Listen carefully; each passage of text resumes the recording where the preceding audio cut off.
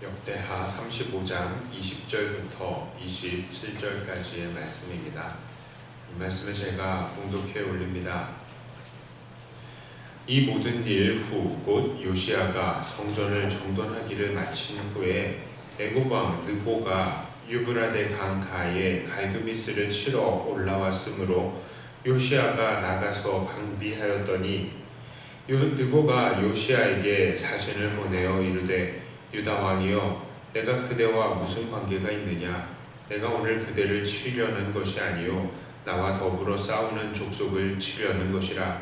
하나님이 나에게 명령하사 속히 하라 하셨은즉 하나님이 나와 함께 계시니 그대는 하나님을 거스르지 말라. 그대를 멸하실까 하노라 하나. 요시야가 몸을 돌이켜 떠나기를 싫어하고 오히려 변장하고 그와 싸우고자 하여 하나님의 입에서 나온 느보의 말을 듣지 아니하고 무기또 골짜기에 이르러 싸울 때에 활 쏘는 자가 요시야 왕을 쏜지라. 왕이 그의 신하들에게 이르되 내가 중상을 입었으니 나를 도와 나가게 하라. 그 부하들이 그를 병거에서 내리게 하고 그의 검은 병거에 태워 예루살렘에 이른 후에 그가 죽으니 그의 조상들의 묘실에 장사되니라. 온 유다와 예루살렘 사람들이 요시야를 슬퍼하고 예레미야는 그를 위하여 애가를 지었으며 모든 노래하는 남자들과 여자들은 요시야를 슬피 노래하니 이스라엘의 규례가 되어 오늘까지 이르렀으며 그 가사는 애가 중에 기록되었더라. 요시야의 남은 사적과 여호와의 율법에 기록된 대로 행한 모든 선한 일과 그의 처음부터 끝까지의 행적은 이스라엘과 유다 열왕기에 기록되니라. 아멘. 이 요시야는 하나님 앞에 바로 살려고 노력한 왕이었습니다. 그는 예루살렘과 유다를 정결하게 했습니다. 성전을 보수하다가 나온 하나님의 말씀을 보고 엎드리며 하나님 앞에 순종하기로 결단합니다. 그래서 그는 온 국민들에게 유월절을 선포했습니다. 오늘 35장 18절을 보니 이 사무엘 이후에 이렇게 유월절을 지킨 사람도 없다라고 말을 합니다. 그만큼 요시야는 하나님 앞에 철저하게 엎드려서 또 자기도 하나님을 잘 섬겼고 또한 이웃들, 그의 백성들도 하나님을 잘 섬길 수 있도록 도운 정말 모범적인 왕이다라고 할 수 있겠습니다. 그런데 오늘 본문은 그렇게 하나님 앞에서 성실하고 아름다웠던 그의 일생이 전혀 예상하지 못하는 이상한 결말을 맺는 것을 보여주고 있습니다. 요시야는 어떻게 죽습니까? 자기 나라를 쳐들어온 것도 아니라 자기 나라를 지나서 아수르를 치려고 하는 애굽의 이 바로 느고에 의해서 아주 허무하게 죽어버립니다. 요시야 당시의 배경은 이렇습니다. 당시에는 강력한 군사력을 가졌던 아수르가 점점 힘을 잃어가고 있었습니다. 그리고 그 속국들이 이제 서로 패권을 잡으려고 했었고 또 그 중에서 바벨론이 그 힘을 더 점점 드러내는 시기였습니다. 자, 그런데 그때까지 남쪽에서 힘을 또 숨기고 있었던 이 과거 한때 강력했던 패권국가 이집트가 이제 다시 일어서려고 하는 것입니다. 그래서 이 이집트 애굽의 왕 느호가 이렇게 정치가 어지러운 틈을 타서 이 아수르를 치려고 했습니다. 만일 그 전투를 통해서 아수르의 주요 지역들을 점령을 하면 애굽은 그 일대의 패권국가로 다시 군림할 수 있을 것이기 때문입니다. 당시에는 국경이라고 해서 제대로 된 것이 없었죠. 그래서 요새들이 다 산 위에 있었습니다. 그렇기 때문에 외국에서 애굽에서 만약에 아수르나 바벨론이나 치러 올라간다라고 하면 그냥 길 따라 지나가게 하면 되는 것이었습니다. 산 위에서 그냥 요새에서 성에서 지켜보고만 있었으면 됐어요.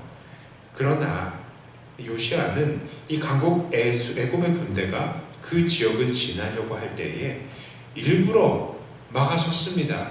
그것을 앞에 가로 막았습니다. 여기에 대해서 누구가 뭐라고 반응을 합니까? 21절에 보니까 이렇게 이야기합니다. 느고가 요시야에게 사신을 보내어 이르되 유다 왕이여 내가 그대와 무슨 관계가 있느냐 내가 오늘 그대를 치려는 것이 아니요 나와 더불어 싸우는 족속을 치려는 것이라 하나님이 나에게 명령하사 속히 하라 하셨은즉 하나님이 나와 함께 계시니 그대는 하나님을 거스르지 말라 그대를 멸하실까 하노라 하나. 자, 느고가 어떻게 하나님의 뜻을 받았는지 모르겠습니다.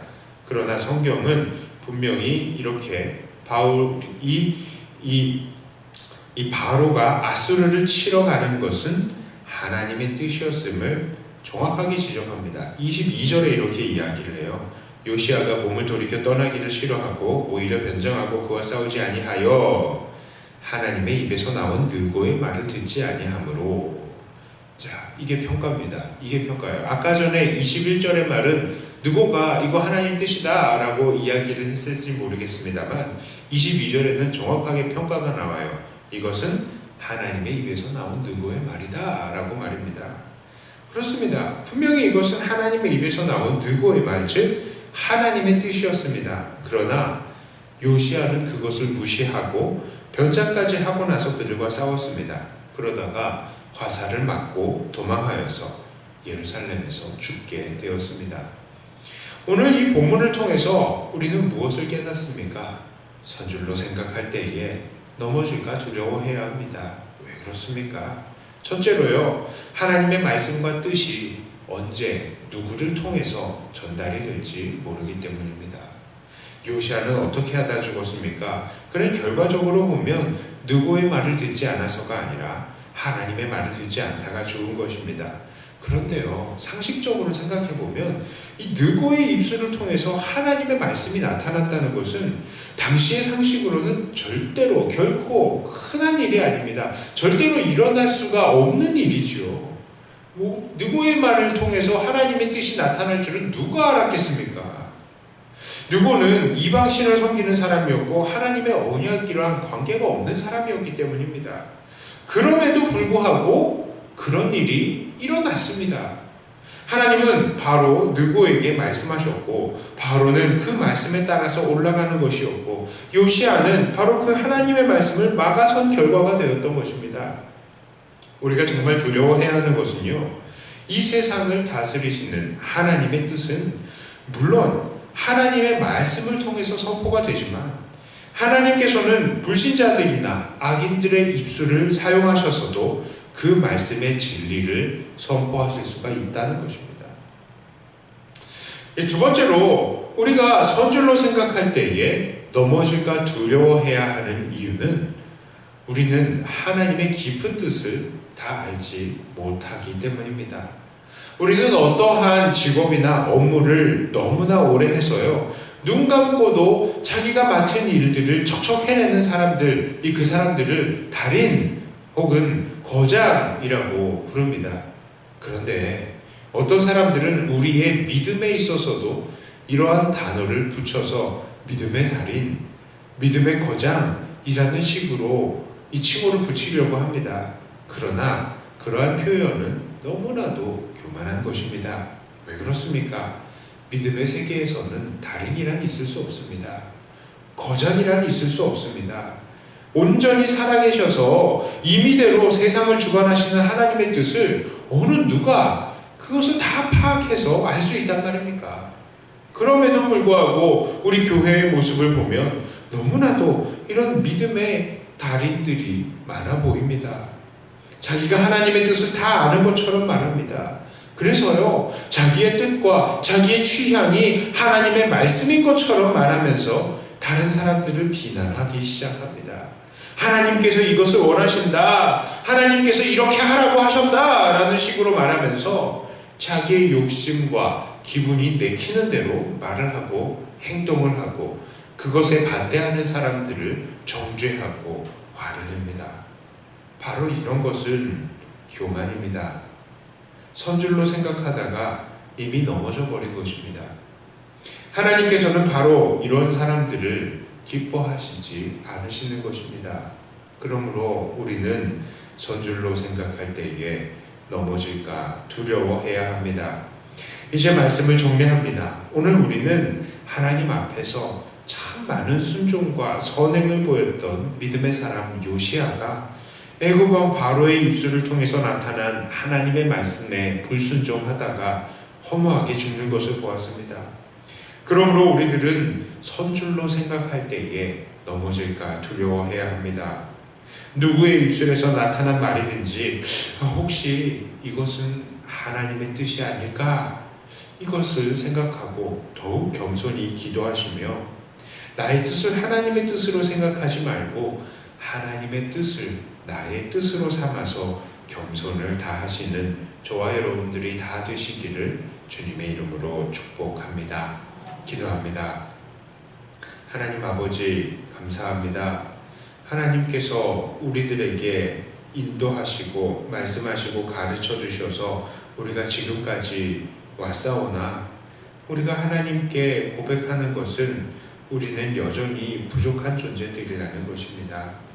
하나님, 우리는 철저하게 하나님 앞에 엎드릴 수 있게 해주시고 어디에선가 누구로부터 들려오는 하나님의 말씀일지라도 그것을 알아내고 겸손히 엎드릴 수 있는 우리들이 되게 하여 주시옵시고 하나님, 나의 욕심, 나의 뜻을 하나님의 뜻으로 포장하지 않도록 날마다 우리의 죄악과 싸우는 사람들이 되게 해주시옵소서. 그리하여서 우리의 삶 속에서는 오직 하나님의 뜻만이 나타나고 하나님의 그 앞에 늘 엎드리는 우리만 있게 하여 주시옵소서. 이 시간에 기도하시러 나오신 주님의 귀한 일꾼들에게 은혜를 허락하여 주시고 기도하실 때마다 하나님의 놀라운 은혜로 새롭게 하여 주시고 기도의 시간이 기쁨의 시간, 즐거움의 시간이 되게 하여 주시옵소서.